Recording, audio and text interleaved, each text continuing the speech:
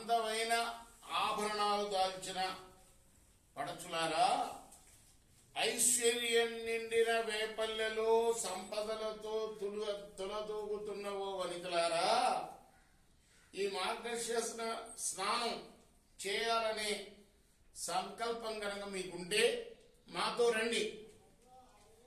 అందరికన్నా ముందు మీరు నడవండి.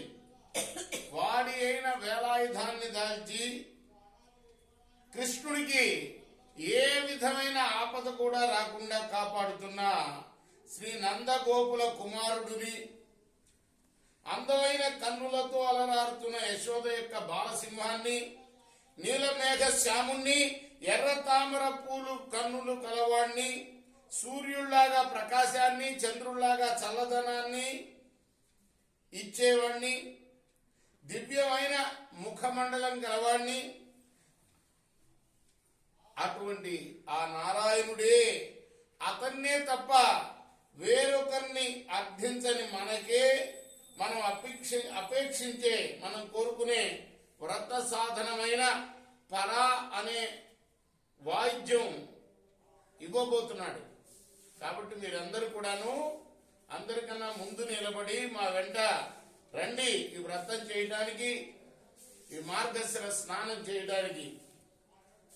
మనం ఈ వ్రతాన్ని చేయటం చూసిన లోకులందరూ కూడాను సంతోషించేటట్లుగా మీరందరూ వచ్చి ఈ వ్రతంలో చేరండి అని ఈ పాసురానికి అర్థం.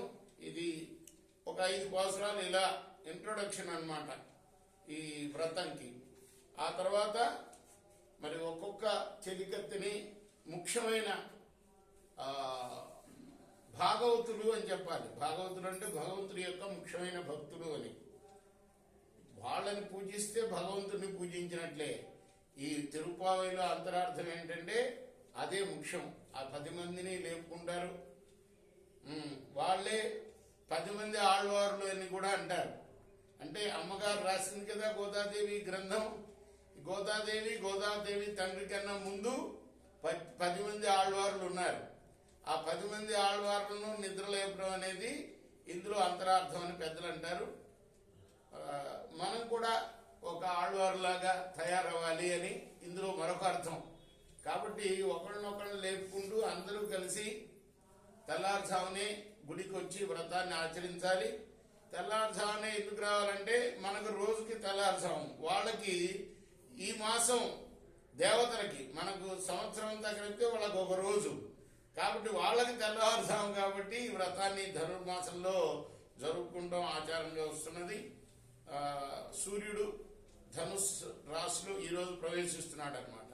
అందువల్ల ఈ రోజు నుంచి మకర సంక్రాంతి అంటే సూర్యుడు మకర రాశిలో ప్రవేశించే వరకు నెల రోజులు కూడాను ఈ వ్రతం జరుపుకుంటాము.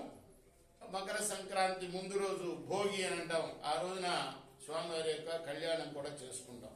కాబట్టి అందరూ కూడా తప్పనిసరిగా ప్రతిరోజు ఈ వ్రతానికి వచ్చి ధన్యులవ్వండి. కృష్ణార్పణమస్తు, సాయి కృష్ణార్పణమస్తు. ఇప్పుడు మనం